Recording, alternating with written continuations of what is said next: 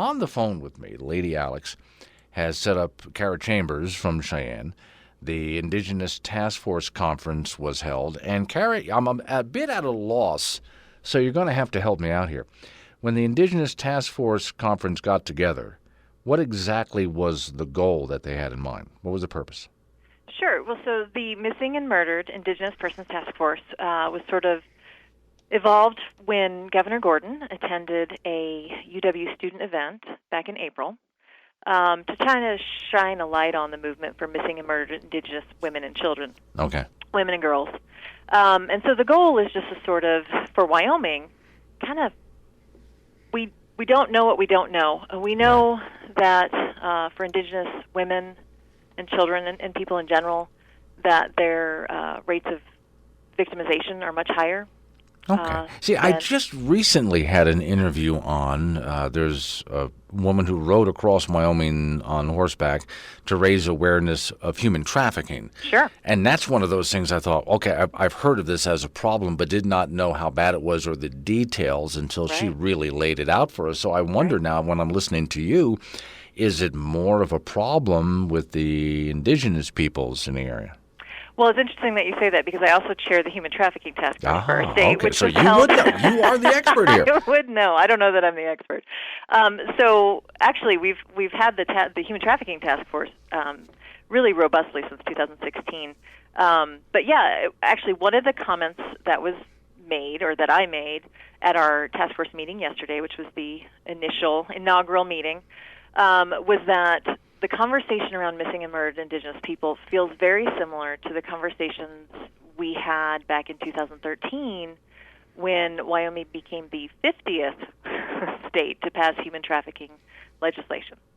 We got a lot of, well, does that really happen here? I don't think it happens here. And the reality is it does. And like you said, you've kind of had your eyes open to it. And the interesting thing about the missing and murdered situation is I wonder what the intersectionality between those two are. I mean, are Native women going missing from reservations because they're being trafficked, or what's going on? But yeah, so I think there is a problem because at the task force we had families from our reservation who have loved ones who have gone missing or have been murdered, and it's been unsolved. And so I can't say it doesn't happen, but that's the other point of the task force is we need to collect data. Okay, We've not done a good job of that. Now, there's we get into the data collection, because I'm about to ask a lot of questions that you're not going to have the answer to. So, for example... Excellent. Yeah, it's my job to make you feel uncomfortable, Kara. So Wonderful. Why, then, is it happening, and is it more so on, let's say, reservations than within the rest of the state of Wyoming or surrounding areas? I mean, are the numbers actually higher because they're living in an area that is economically depressed? Or are the numbers higher, and why? So that's the interesting thing is I think anecdotally I could say, yes, the numbers are going to be high. We know the numbers are higher for domestic violence, sexual assault, and other crimes from what we do track. The interesting thing about the missing and murdered Indigenous women, Indigenous people, is we're not tracking the right type of data. Obviously, we have a jurisdictional, maze that we have to work through, and so which law enforcement agencies responding, how are they tracking it, how are they categorizing it? But we do know nationwide that Indigenous people do suffer at a rate much higher than other races. And I think you hit the nail on the head. Yes, there's systematic oppression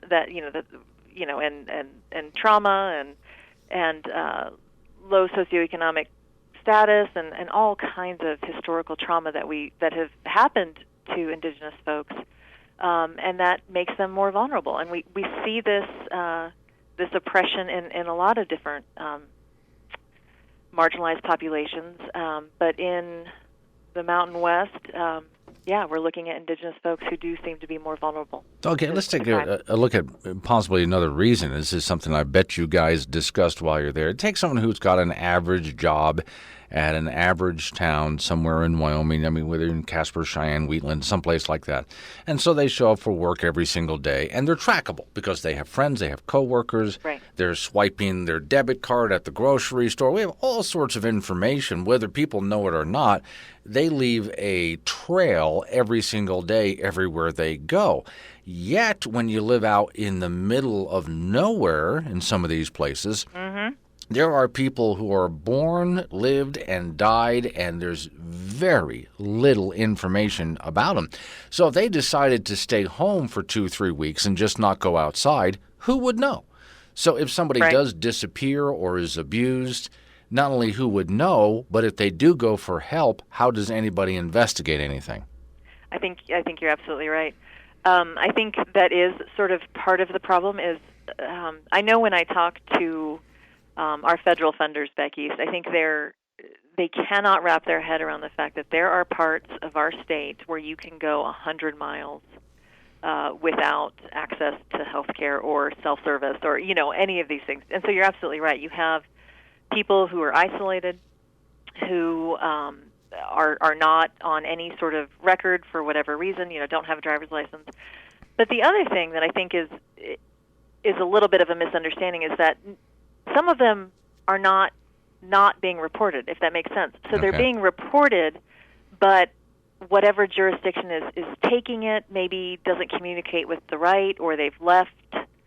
And so I think we have another issue of communication that we need to work on. And one of the things that the task force wants to work on is, let's try to do some sort of polling of the families who feel that they are affected by this issue, and try to coordinate with our federal counterparts and state and tribal and figure out, okay, do we have a tally? Because if you just look at police records and resources, it says, well, if we know of it, we're following it. And so, and one way to look at the data there's lack of data. So if you don't have anything reported and you're not collecting data, it doesn't look like you have a problem, if that makes sense. Yeah. Now it sounds to me like what you've done in the task force this first time out is just try to figure out what you know, what you need to ask, and of course, I've always loved this phrase. It's kind of a complicated phrase, but it's so true. You don't know what you don't know. That was my verbatim quote to the paper. You've got to figure that out. And yeah. So, in other words, was this just a discussion of where do we begin? Yes. Okay. This was the first step. My office, so I'm with the Division of Victim Services. We're part of the Wyoming Attorney General's office. All right. We have been working with advocates in the field and very motivated legislators, Senator Affie Ellis in particular, and Representative Andy Clifford, who are working on this issue and intend to bring legislation. And so, we need to start somewhere. We need to start collecting data. And so this was just the first step. We do plan another meeting, August 7th, and we're going to try to have it somewhere in Fremont County, ideally on the reservation. We're looking for some space. And then our goal is to present to the Joint Tribal Relations Committee in August. And so, trying to say, what are the questions we need to ask? What should we be looking at? And we kind of talked about sort of 3 to 4 areas of sort of subcommittee. We need to talk to law enforcement and say, okay, what sort of info do you have? What can you do? What can't you do? How do you guys communicate cross-jurisdiction? We have another group of sort of the advocates who are working, the field and have services to provide and can help. And then we have the family group where, we need to collect these stories, we need to collect this data, and then, vet all of the, to make sure we're doing what we should be doing. And then we've got the real data collection set because, we don't know what we don't know. Okay, this is going to take a while for you to put all this together. You're not going to get it done in a year. There's no way. No.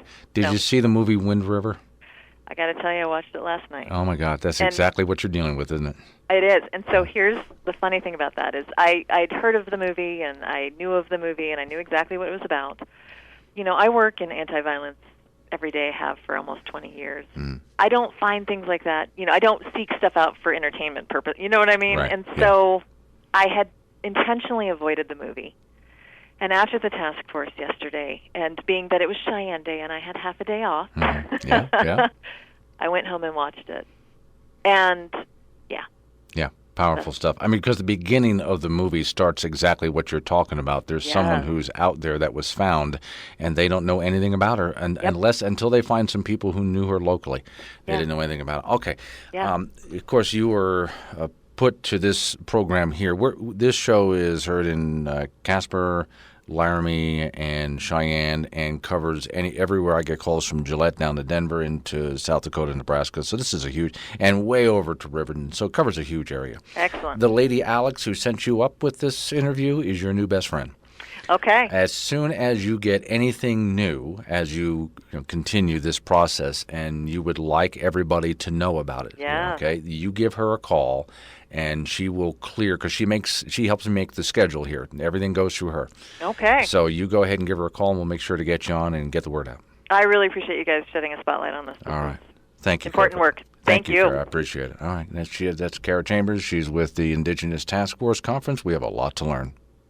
Plan to reduce